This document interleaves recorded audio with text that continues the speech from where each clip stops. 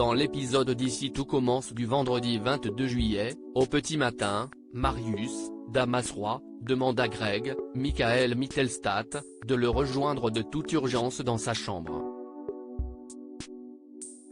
Et pour cause, après être remonté de son petit déjeuner, il a vu sur les draps de son lit une énorme tache de colorant alimentaire rouge afin d'imiter du sang. Il est convaincu que la personne qui a fait ça est celle qui leur a envoyé le message de menace la veille. Pour Greg, une seule personne peut être derrière tout ça, Alban. Vu qu'ils sont les deux seuls à avoir vu le sang dans la mer et qu'ils n'en ont parlé à personne, seul Alban pourrait vouloir les déstabiliser ainsi. L'hypothèse la plus probable selon Greg, c'est qu'ils se vengent d'eux parce qu'ils font partie de la brigade de Noémie, Lucia Passaniti, à cause de qui il a tout perdu. Marius n'y croit pas et préfère s'en tenir à leur plan initial, prévenir la police si Alban ne réapparaît pas dans la journée. Pendant l'entraînement, Noémie remarque néanmoins que Marius et Greg ne sont pas concentrés. Ils finissent par tout lui révéler. À l'instar de Greg, la chef Matre pense également qu'Alban pourrait être derrière cette mise en scène.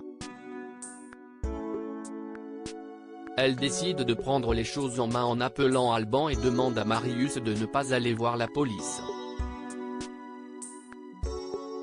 Noémie va donc à la rencontre de Tessier, Benjamin Baroche, afin de lui parler d'Alban. Elle lui avoue se sentir un peu responsable de sa disparition. Emmanuel affirme que le seul talent d'Alban est de saboter le travail des autres. Quand ils étaient apprentis, il faisait tout pour qu'il échoue, et ce, même s'il a toujours été incapable de digérer un échec. Il conclut en assurant qu'Alban ne manquera à personne. Noémie envoie alors un message à Alban lui disant qu'elle le dénoncera à la police s'il continue de menacer sa brigade. Dans la foulée, elle reçoit un appel mais entend simplement la lourde respiration de son interlocuteur. De son côté, Tessier met un gros coup de pression à sa brigade. Il perçoit leur deuxième place dans l'épreuve de la veille comme un échec. Lui participe à ce concours pour gagner. Il veut donc que Salomé, Aurélie Ponce, et Enzo, Aziz Diabaté, revoient toutes les techniques. Sauf que les deux commis sont à bout. Ils sont en cuisine depuis 7 h du matin et l'épreuve de la veille a duré 6 heures. Ils ont besoin d'une pause. Au même moment, Salomé reçoit un message de Swan, Cyril Durel, lui proposant de le rejoindre à la plage. Elle parvient donc à convaincre Tessier de leur laisser l'après-midi de libre, ce qui leur permettra d'être plus efficaces le lendemain. Ni une ni deux, elle part donc retrouver le beau jeune homme. L'occasion pour eux de faire plus ample connaissance. La passion de Swan pour la cuisine provient de son enfance à Osaka, au Japon où son beau-père tenait un restaurant et où il a donc vécu. Swan confie surtout à Salomé qu'il a envie de l'embrasser, ce qu'elle l'invite à faire. Ils échangent alors un premier et tendre baiser. Mais Tessier les surprend à leur retour de la plage. Il impose à Salomé de ne pas avoir de relation avec un de leurs concurrents. Néanmoins, la jeune femme lui tient tête et ne laisse pas son directeur lui dicter sa conduite. Sauf que celui-ci la menace de la renvoyer de sa brigade si elle continue de batifoler avec Swan.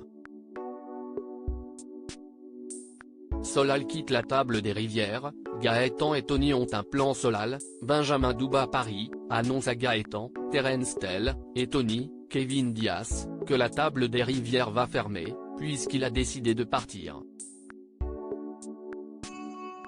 Il pensait pouvoir gérer le restaurant et les révisions intensives pour le concours d'entrée à l'institut, mais il n'y parvient pas.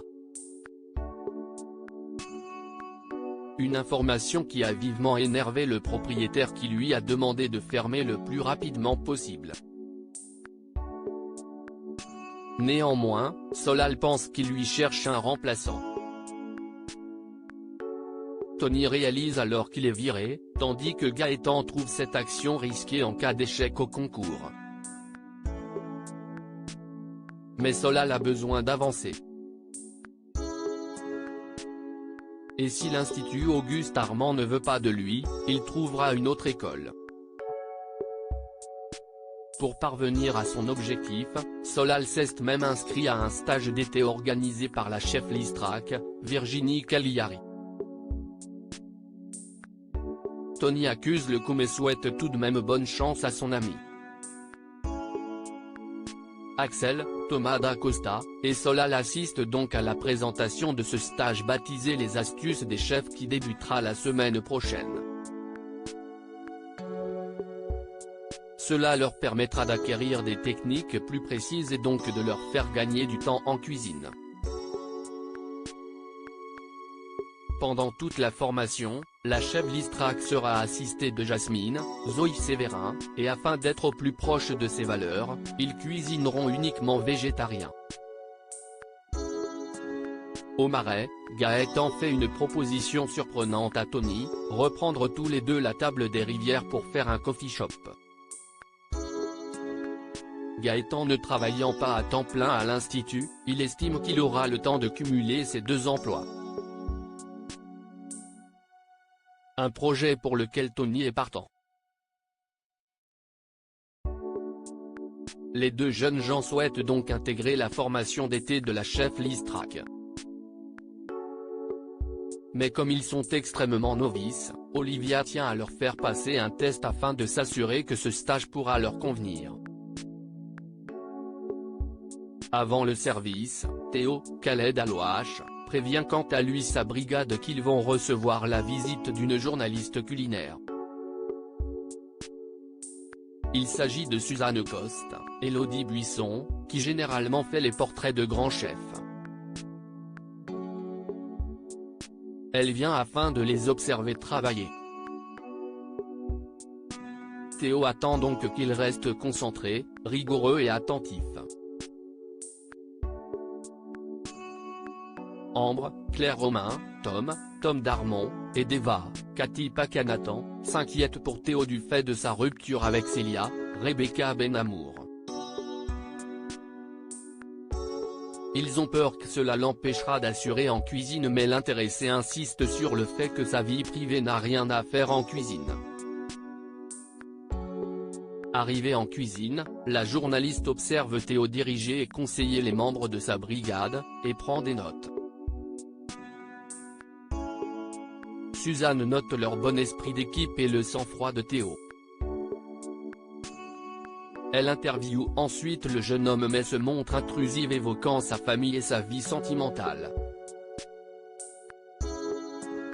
Le jeune chef préfère ne pas s'épancher sur ces sujets et met un terme à l'entretien. Elle se rabat donc sur Charlène, Paula Petrenko, qui boit un verre en terrasse avec Louis, Fabien Wolfram. Ce dernier balance instantanément que Théo vient de rompre, lâchant même qu'il a préféré se séparer de sa petite copine pour se donner corps et âme au Privatel.